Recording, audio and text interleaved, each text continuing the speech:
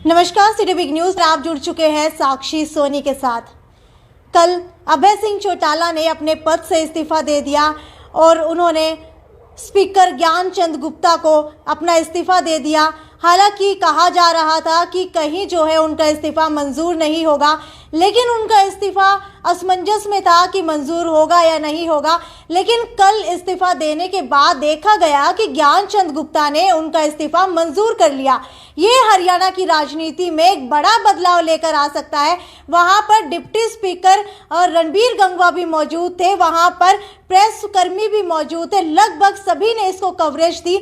लेकिन आपको बता दूं अब कि अभय सिंह चौटाला के इस्तीफा देने से हरियाणा की राजनीति में क्या कुछ बदलाव आने वाला है, क्योंकि आपको याद होगा अभय सिंह चौटाला ने पहले ही ऐलान कर दिया था कि अगर 26 जनवरी तक किसानों की मांगे नहीं मानी जाती है, ये 3 काले कानून रद्द नहीं किए जाते हैं, तो अभय सिंह चौटाला अपने विधायक पद से इस्तीफा दे देंगे। और पहले जो है उन्होंने लिखकर भी विधानसभा के अंदर भेजा था। लेकिन कल की बात की जाए तो 3 बजे का उन्होंने टाइम रखा था और 3 बजे अपना इस्तीफा दे दिया और उसके बाद ज्ञानचंद गुप्ता ने उसके ऊपर साइन कर करके उसको मंजूरी भी दे दी। और आपको ये भी बता दूं कि अगर आप सोशल प्लेटफॉर्म चेक करेंगे तो वहां पर भी ये दिखा दिया गया है कि एलनाबाद से की सीट खाली हो चुकी है, यानी कि अब आगे आने वाले दिनों के अंदर उसके ऊपर बाय इलेक्शन कराए जाएंगे। एलनाबाद से विधायक थे अभय सिंह चौटाला, इनेलो से एकमात्र विधायक थे, उसके बाद भी उन्होंने अपना इस्तीफा दे दिया है।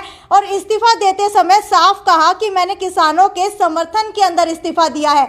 लेकिन इसके अंदर अब 4 बातें निकल कर आ रही हैं। ये 4 बातों के ऊपर चर्चा करेंगे कि हरियाणा की राजनीति में अब कौन सा बड़ा बदलाव आने वाला है। क्योंकि अभय सिंह चौटाला की बात की जाए तो विपक्ष की तरफ से उन्होंने इस्तीफा दिया है, क्योंकि सत्ता में रह रहे किसी भी विधायक ने अब तक इस्तीफा नहीं दिया है।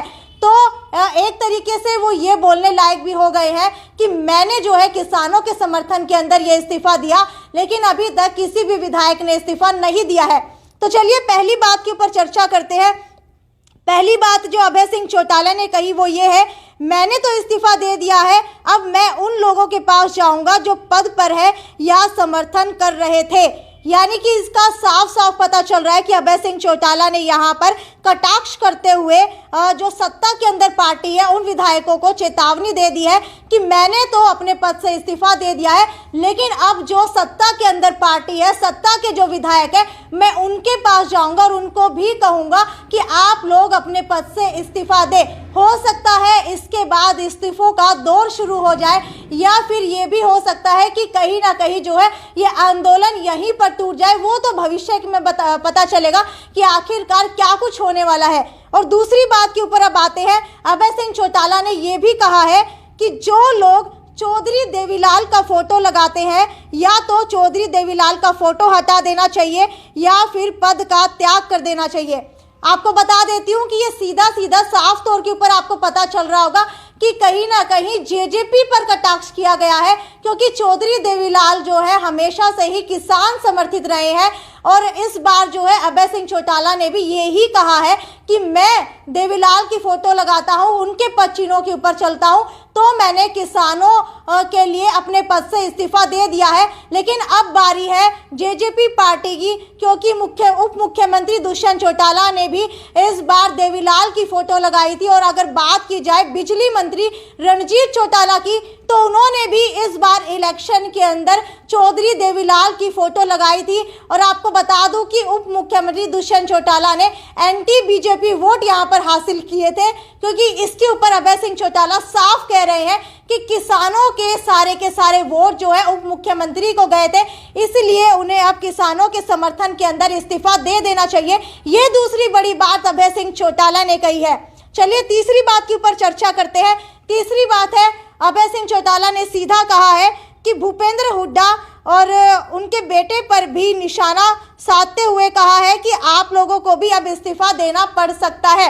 हालांकि ये बात बता दूं कि आपको कांग्रेस की तरफ से इतने विधायक नहीं है, लेकिन उसके बाद भी ये इस्तीफा देने के बाद कहीं ना कहीं विपक्ष की उनकी महत्वपूर्ण भूमिका बन जाएगी, क्योंकि कांग्रेस पार्टी की तरफ से अभी तक सिर्फ बोला जा रहा है कुछ किया नहीं गया है, कहीं पर भी इस्तीफा नहीं दिया गया है। अगर केंद्र की बात की जाए तो केंद्र के लिए ही कानून है, वहां पर भी कांग्रेस इस्तीफा दे सकती है, लेकिन कोई भी इस्तीफा नहीं दिया गया है। और एकमात्र इनेलो के, जिसे हम INLD कहते हैं, उसके विधायक अभय सिंह चौटाला ने ये इस्तीफा दे करके ये साबित कर दिया है कि मैं सच्चा किसान हितैषी हूं। चौथी बात के ऊपर चर्चा करते हैं। अभय सिंह चौटाला ने कहा है कि जब तक बाई इलेक्शन होंगे तब तक वो ऐसा माहौल पैदा कर देंगे कि दूसरों को उनकी शक्ल देखकर भी पसीने आएंगे। जी हां, अभय सिंह चौटाला ने बहुत बड़ी बात कही है कि मैं ऐसा माहौल पैदा कर दूंगा ये इस्तीफा दे करके कि जब दोबारा से इलेक्शन कराया जाएगा एलनाबाद के अंदर, तो वहां पर जो है, और जो वहां पर मेरे कंपटीशन के अंदर अलग पार्टी से लोग लड़ेंगे, उन्हें मेरी शक्ल देख कर के भी पसीने आ जाएंगे। ये सीधा इसलिए उन्होंने कहा है क्योंकि उन्हें पता है कि इस बार अगर उन्होंने इस्तीफा दिया है तो आगे चल करके उन्हें इसका कितना फायदा होने वाला है। क्योंकि उन्होंने साफ तौर के ऊपर कहा है कि मैं ऐसे हलकों के अंदर जाऊंगा जहां पर किसान ज्यादा है, जहां पर किसानों की परसेंटेज ज्यादा है, ऐसे हलकों के अंदर जा करके मैं वोटों की अपील करूंगा। क्योंकि कहीं ना कहीं अभय सिंह चौटाला को ये लग रहा है कि इस बार तो उन्होंने इस्तीफा दे दिया है, लेकिन अगली बार जब वो बाई इलेक्शन होंगे, जब वो लड़ेंगे, क्योंकि उन्होंने ये भी क्लियर कर दिया है कि वो आगे जाकर के बाई इलेक्शन के पक्का लड़ेंगे, और अगर वो लड़ते हैं तो उसके बाद उन्हें पूरा का पूरा विश्वास है कि इस बार किसानों का उन्होंने साथ दिया है तो किसान अगली बार बाई इलेक्शन के अंदर उनका साथ देंगे। तो साफ तौर के ऊपर ये देखा जा रहा है कि कहीं ना कहीं हरियाणा की राजनीति की बात की जाए तो बहुत बड़ा आने वाले दिनों के अंदर बदलाव हो सकता है। आपसे भी पूछना चाहूंगी, आपको क्या लगता है कि अभय सिंह चौटाला का इस्तीफा देने के बाद हरियाणा की राजनीति के ऊपर कितना प्रभाव पड़ने वाला है, हरियाणा की राजनीति जो है कितनी गर्माने वाली है, और इसका असर जो है किसान आंदोलन के ऊपर कितना पड़ेगा, ये हमें आप कमेंट सेक्शन के अंदर लिख करके बताएं। ये थी साक्षी सोनी की report, city big news bureau, Hisar.